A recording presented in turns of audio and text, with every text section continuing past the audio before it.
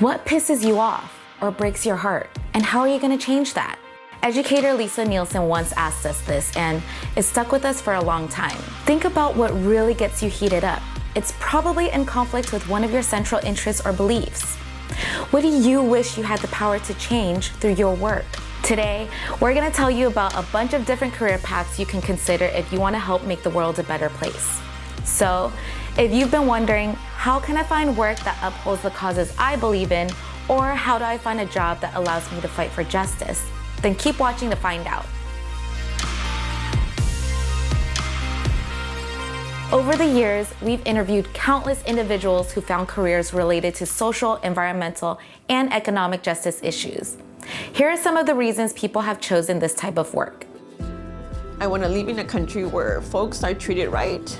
I really found what drove me to work every day, which was helping people stay out of prison as opposed to what people typically think about prosecutors doing and putting people in prison. I really and honestly believe that we can solve the world problems through storytelling. I think that I work very hard to make sure my work pulls me towards growth, towards examining my own biases. Going back to Lisa Nielsen's advice, it's a powerful thing to find work that helps you solve the problems that make you angry or break your heart. For human rights attorney Britton Heller, an aha moment came while she was in the 8th grade. The thing that really gets me riled up is international human rights law. I went on a field trip with my 8th grade class to the Museum of Tolerance in Los Angeles. And when you go there, they give you these little cards, and you follow the journey of a child through the Holocaust with these cards. And the card that I ended up receiving had my last name on it. This one moment really confronted me with the face of one person who represented the whole enormity of loss. And that stuck with me. That experience led her to go to law school so she could become a human rights lawyer. But you don't have to go into law like Britton Heller to make a difference. There are so many ways you can combine your interest in fighting for justice with your other skills and interests to build a career that feels meaningful to you. Find the thing that pisses you off or breaks your heart, and then apply your unique skills to change it. And don't be afraid to think outside the box. For instance, remember the museum that Britton mentioned? Her experience there had a profound impact on her life. And it's someone's job to design what people see in that museum.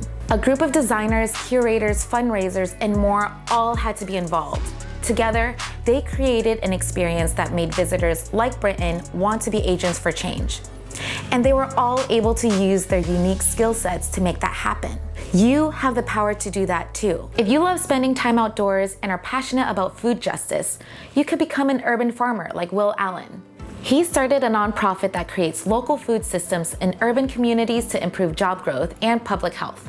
Or if you love history and science, you could follow in Evelyn Hammond's footsteps and research the underlying issues that lead to inequalities in the STEM fields. And don't be surprised if following your interests leads you to some unexpected discoveries. Take it from Elizabeth Clay Roy, whose career path has allowed her to help cities live up to their potential. I'm passionate about democracy. I'm passionate about eliminating racial injustice and economic injustice. But I would never have said, what I want to be when I grow up is, someone who helps communities identify the best concrete for their sidewalk. But as I began to do it, I felt so passionate. I woke up every morning and was excited about doing that, because that's how I felt like my vision and my passion for democracy was able to be realized in that moment. Okay, so you've heard about a human rights attorney, a university professor, a farmer, and a community planner. But the options don't stop there. You could become a community organizer, a spoken word poet, or a chef that teaches job skills through cooking. Now that you know your options, what's next? Evelyn Hammond perhaps said it best.